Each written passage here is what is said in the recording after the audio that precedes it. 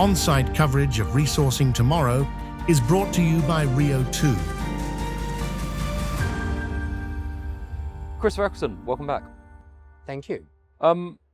We were chatting earlier. You were saying this year seems a bit better than last year. It does. You know, we've had a few years of sort of like tumbleweeds blowing around here. And, you know, you could fire a cannon in the mornings and not hit anyone. And this has got definitely a buzz.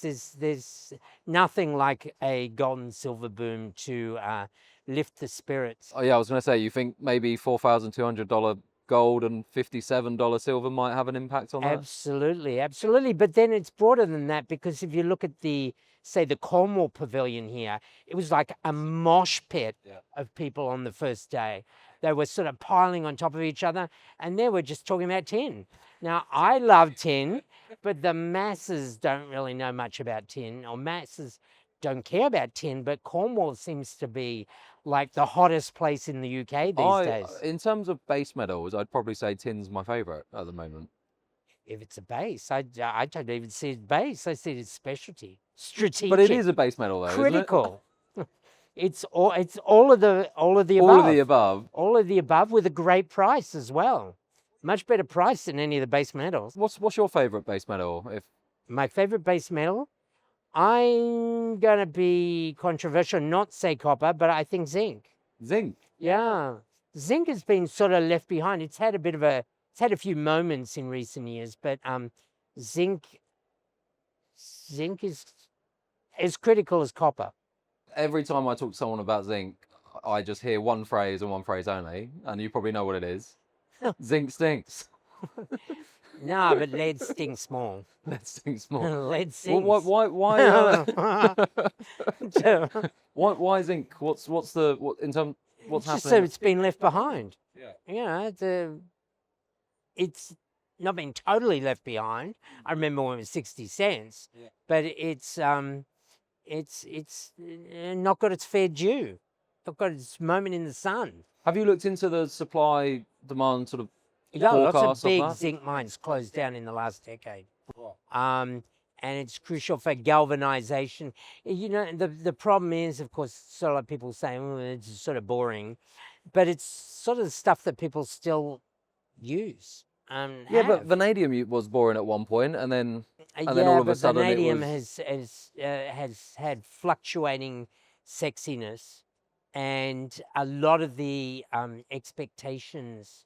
You know, vanadium has continually suffered from the failure of expectations to be met, and particularly with you know, these stories that people would up the amount of vanadium in steel alloy mixes to get over earthquake risk in China or Turkey or wherever, and then the Chinese never bothered to move it. They're just sort of like taking a bet on when the next earthquake will happen, so we don't need to worry about it. Just going back to zinc, because it is your favourite, how much of the zinc supply comes from primary zinc mines versus sort of like the silver, lead, zinc type, polymetallic type materials? Well, the obverse of that is that the silver is more a prisoner of lead and zinc than lead and zinc is a prisoner of silver. Right. There are virtually no mines that are, no great proportion of the zinc market that is driven from mines where the zinc is a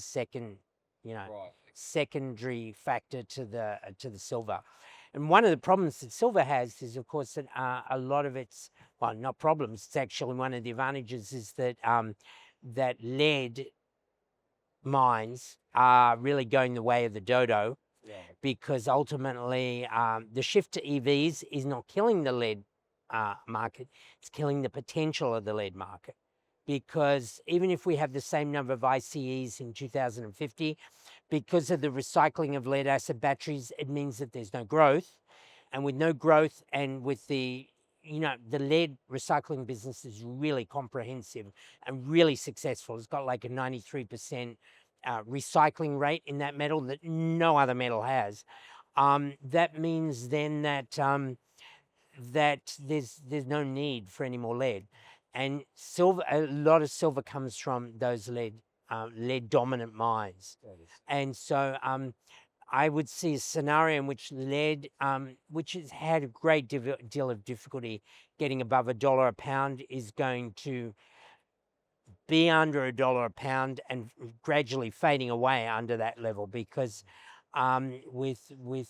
without those drivers, and with a lot of concern about lead itself in water supplies and things like that, lead is going to be sort of become like say cadmium.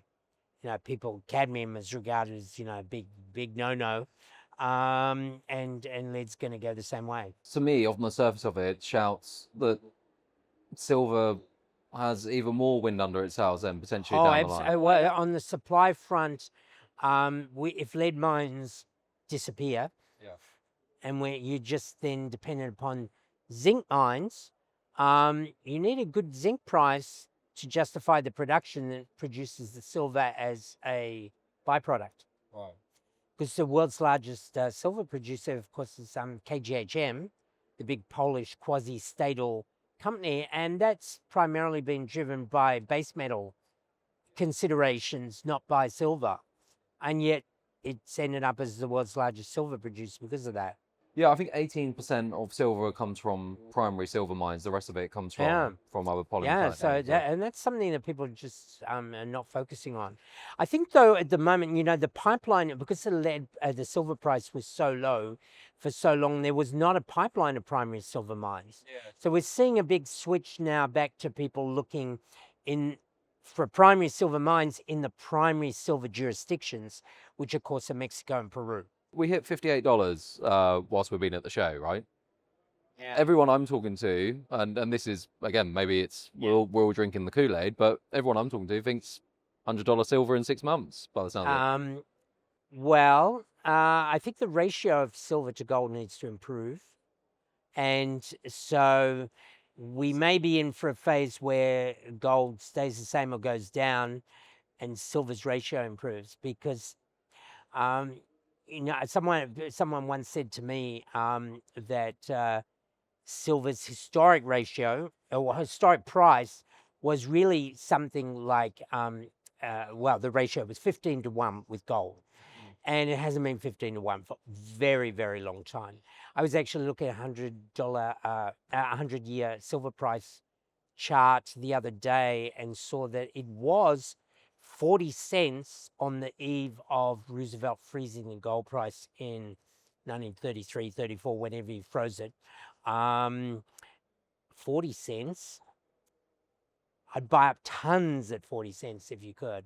Imagine. But then, most of that period before 1973, when Bretton Woods, fell apart, the silver price never passed $1. So it was really low. And I remember buying some gold in the 80s for $7 Australian an ounce. So that was pretty low. Yeah. And I think I bought it for $7 and sold it for like $9. I thought, wow, I've made a big turn here. If only I'd held it, because back in those days because it brings you back to the old equation of silver being the poor man's gold. I now say that silver is the middle class's gold, because gold has got so expensive that many people find it beyond the institutional it's for institutions and central banks now, isn't it? Because and that was interesting in the very hottest phase of the silver move, not now, but like 6 weeks ago, where the Indians moved very much into silver. But they moved into it not the type of silver for weddings and for hiding away. They were moving into it because they were just thinking, okay, we've played gold for a long time. Silver's always been a very much a secondary interest. But they thought, this interest. And so there was massive Indian participation in silver at that time. And I don't view that as committed money, because if they see it go up 20, 30%, they'll sell it if they perceive that. Surely, I mean, we've been in a supply deficit in silver for 5, coming on to 6 years now. Yeah. You've then obviously had all this investment demand coming through over the last few weeks in particular. Yeah. If a scenario like what you were saying earlier, where lead mines are going to be continuing to close down, and we're going to see less and less supply of silver, like I said, there probably aren't enough in the pipeline primary silver mines realistically to be making up these losses. Absolutely not. And there aren't the players out there either, because we're not seeing Newmont, for instance, saying, well, silver now looks interesting, let's pile into silver Yeah, mines. it's not a big enough market for them though, is it? No, it's not. So you've still got a universe of silver names that are largely at the top of the second tier in mining. Firms like Pan American Silver, Mag Silver, Hecla, those type of names. But there aren't a lot of them, and they're definitely second tier. They're not top tier. Yeah, well, you got like companies like Hochschild as well, haven't you? And but whatnot, they're yeah. still second tier in the scale of things, because they're not companies with 30 billion market caps, 30 billion and above, which sort of takes you into this new top tier that we've got, which is very denuded of companies anyway. So when someone says to me, okay, we think silver's going to triple digits sometime next year, do you think that's an outrageous statement, or? Yeah, I think it is. You think it is? Yeah, it's the same people who probably was saying that gold's going to 10,000.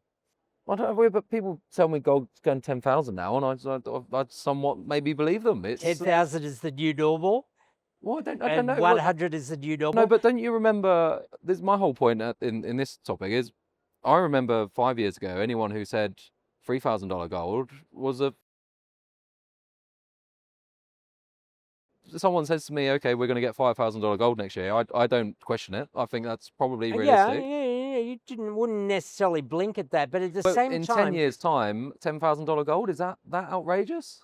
Well, you've got to interpret. There are different interpretations of why the gold and silver price are moving up now, and there's a lot of international instability, and if the Ukraine war goes away, and there's a general sort of like maybe de-escalation, the pots go off the boil, they all go into the back burner and they're on a low roil, then I'm not seeing the impetus there. A lot of people say, oh, it's all monetary, because the US dollar is going to hell. The US dollar is going to hell.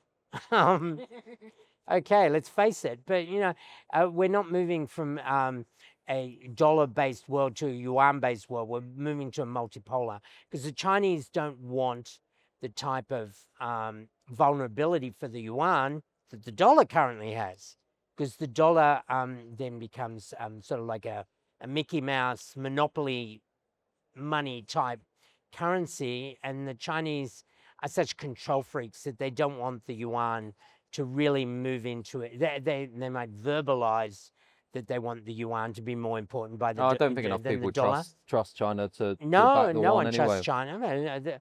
There's damn lies in Chinese statistics.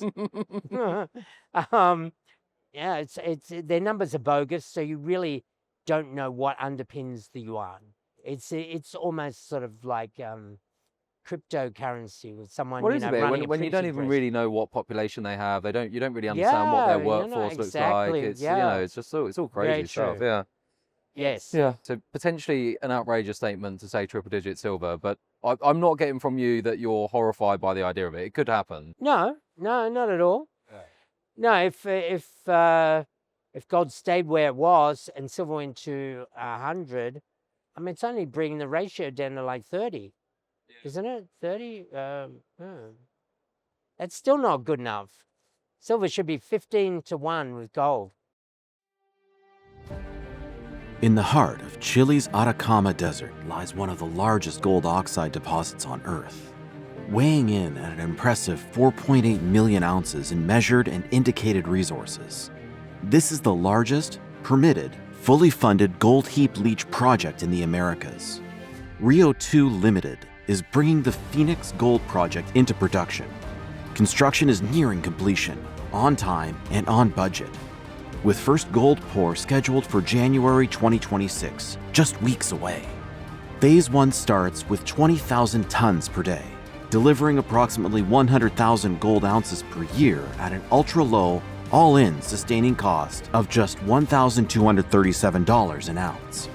In today's record gold market, that's thousands of dollars in cash margin on every ounce produced. Rio2 will also undertake a pre-feasibility study for a potential Phase 2 expansion. This will assess the full potential of scaling the mine to 80,000 tons per day, with the view of producing at least 300,000 ounces annually for 10 years, starting in 2030, making this a near-term, massive free cash flow company with even bigger aspirations and margins in sight. From one of the safest, most mining-friendly countries in the world, delivered responsibly by a team that's done this before. Be a part of it. Visit Rio2.com today. Well, isn't it in the Earth's crust, it's around 15, 20 to 1 in terms of the amount of gold to silver in the Earth's crust itself? So that would be a natural base for it, potentially. Yeah. What have you been, obviously you do a lot of research and I love reading your research. A lot of it's on specialty metals and it's not always the big shiny stuff that people really get excited about. But is there anything this year that you've been following or tracking that you think people should potentially start paying a bit more attention to? Well, things they should be paying less attention to. I think China has goosed up the world's specialty metals prices by restricting supply or looking to restrict supply. And I think they've actually cheated on some of their own export bans. And so I think the potential is there for some of these things that they had banned to come down and to really gap down, because the Chinese are masters of misinformation, and they're particularly masters of misinformation of the things that they control, mis and dis. And so I think that they're also concerned. They do have a genuine industrial concern about the demand for these metals. And if they have a lack of them themselves, that's one thing. But if they have a lot of these metals, or sufficient of them, they're not going to be happy to see long-established markets destroyed, long-established client relationships destroyed, and in particular in the antimony space, the fire retardant sector, which is the largest usage of antimony, like 65% of the total, are getting brutally crushed by the prices where they are. And the Chinese do not want to see thrifting or some new evolution of an alternative, and there is no alternative up until now that is really viable. But they don't want to see markets that they've worked with the other side. The Chinese do work with the other side. They're not necessarily adversarial all the time, and they are their own users for many of these metals, and they don't want to see their own products, the end products, priced out of global markets by the fact that tungsten or antimony or tin or whatever else gallium, germanium, have become too expensive for them. And they're also seeing as a phenomenon that the West has now seen this massive sort of prioritization of production of these metals that China has long had control of. And it's really ringing in the death knell of Chinese control of many of these metals, which once you lose control, you don't get it back. Well, what do you think? Well, we were chatting the other day, and it was one of the ideas that you potentially had was some of these metals that they do control, and they control 90% of, say, like rare earths. Yeah. Is there a risk of them? We've seen these trade wars, and we saw Trump's truth posts about China telling countries about stopping rare earths, and we saw them try and halt graphite exports, etc. On the flip side, is just as bad, if not potentially worse, the fact that they could flood these markets. Oh yeah, they absolutely can. But the danger is more, and people on the West are not thinking about it, that the West may flood its own markets, and particularly with rare earths. I see a massive tsunami of overproduction of rare earths, with many cases being the hidden hand of the state, and not the Chinese state, but the Western governments behind the idea that we can all produce rare earths and we can produce as much as we like because it's all going to get consumed. No, sorry, I don't think that's going to happen. I think that there's great potential for way overproduction of rare earths. And not from all these projects either, but just taking, say, 10% of all the rare earth projects out there, if they all got going, we would have oversupply. If anything more than 10% of them get going, it's like disastrous. Don't you think it's a bit of a lose-lose situation for the West, though, because we have let China become so dominant in these metals? If the West don't act now and start securing their own supply lines, then there is a risk that they could withhold metals. Yeah, if they don't, doomed if they do, doomed if they yeah, don't. but I think you'd rather be in a position where at least you've got the metal. Oh, absolutely. Then, because like you said, if Yep. if you then invest all this money into the supply side and there is an oversupply, well, at least you've got the metal. But that is what something that China could do is actually, okay, well, you've got your own supply lines now. Here's all of it. Yeah, absolutely. They will do that. Yeah. In rare earths, I'm absolutely sure of it. They're going to make, instead of after the rare earth boom of 2009 to 2012, it was ultimately shareholders in wannabe rare earth companies that lost their shirts. In this case, it will be taxpayers. The taxpayers will lose their shirts because they will be stuck with these stockpiles, because of these guaranteed prices. Australia's talking about it. The US is talking about it. We'll be seeing Canada and the EU, getting on that bandwagon of buying up things at not market prices and then ending up with too many of them. And then when the Chinese, have the revenge of Beijing, happens, then it ain't going to be pretty, because there will be at the stage where the market is flooded with rare earths and there's no perception of any shortage. There'll be a response from the taxpayers, from people in the political classes. Why are we supporting X company in overproducing a product at maybe 2 times global pricing? Yeah. Well, again, like I said, I think that probably will happen, but at least you'll actually have access to the metal, right? So it's you'll be able to sleep at night, but it'll be an expensive sleep. Yeah. Looking forward into sort of this time next year, if you had to have a guess, what would be the best performing metal of 2026, do you think? A tough one. Relatively, silver. I have a very gloomy view of these specialty metals because I think that a lot of them have been driven by China bans and wars. So if we take the scenario that Ukraine and the Middle Eastern situation are going to be like either off the table or not going to be drivers, then they'll be out of the picture. China is already letting loose some of its import bans. Global growth is anemic. I do not see the EV energy transition rising from the dead. A bit of that illusion has been, a lot of that illusion has been sort of like damaged.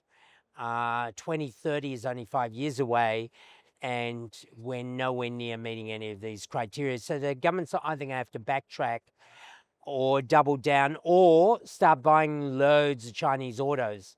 And the Germans have suffered mightily. And will the Germans allow their auto industry to go to the wall to meet 2030 criteria? Because the easiest way to meet 2030 criteria is to just basically fold your hand on having an auto industry, whether you're France. The UK is pretty much folded its hand. Australia has exited that situation. Canada might be forced out of it. If France and Germany and Italy see a wave of super cheap EVs, that they've got to match them on the price, because ultimately that could be, or super cheap EVs from India. You should not discount that either. I do worry about growth in the West.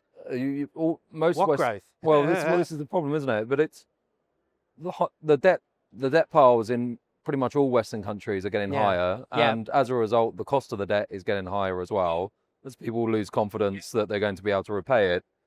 And so we're just starting to see this cycle, this doom loop now of having to pay more and more in debt interest and less on services, less on growth. And then the governments have less money to stimulate with. Well, this is the problem, right? Yeah, absolutely. Yeah, no, it's not it's not a great. It's not a great scenario at all. So I'm only looking for relative outperformance by silver, because silver may stay at 58 and gold may go down. I would expect that gold will go down more than silver will in any sort of scenario where precious metals go down. Do you think, we're just talking about the EV revolution as well, and just the final thought, do you think Bill Gates, with his comment on climate change and not really being as disastrous as everyone once thought, and maybe we should focus a bit more on lifting people out of poverty instead, that would have, do you think, has he sort of ended this whole climate warrior? He's sort of like pulled the rug. He's sort pulled the rug under the whole. I feel like he's just collapsed that whole thing in one tweet or something, hasn't he? No, but he's really calling it as he sees it, because it is collapsing. Yeah.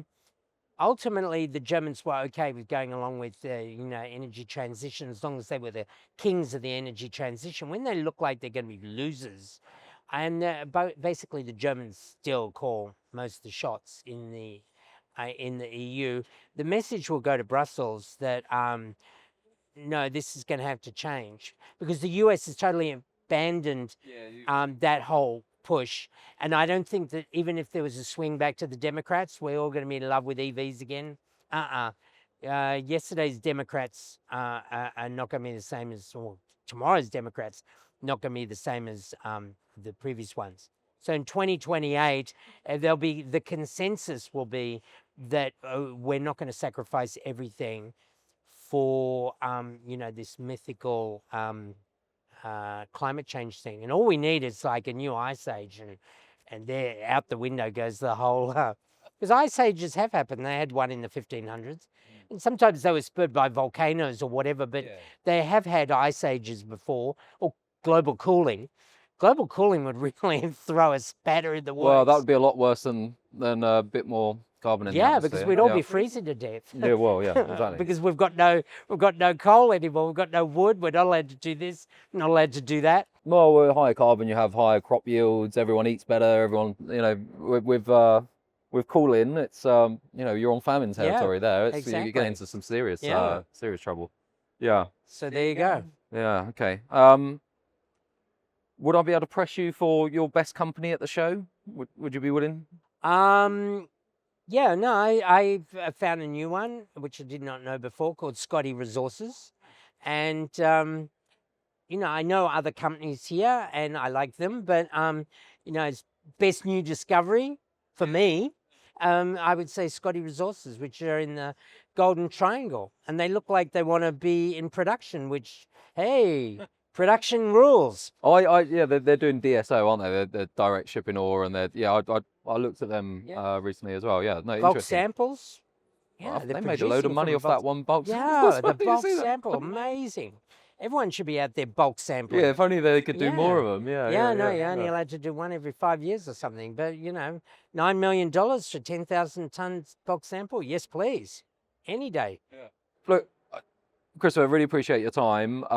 Just tell people where can they find your research, and I strongly suggest signing up to Hallgarten & Co. and getting this in your inbox as much as you can. Great, thank you very much. Yeah, hallgartenco.com, HALLGARTENCO.com. Brilliant. Christopher, thank you. Thank you very much.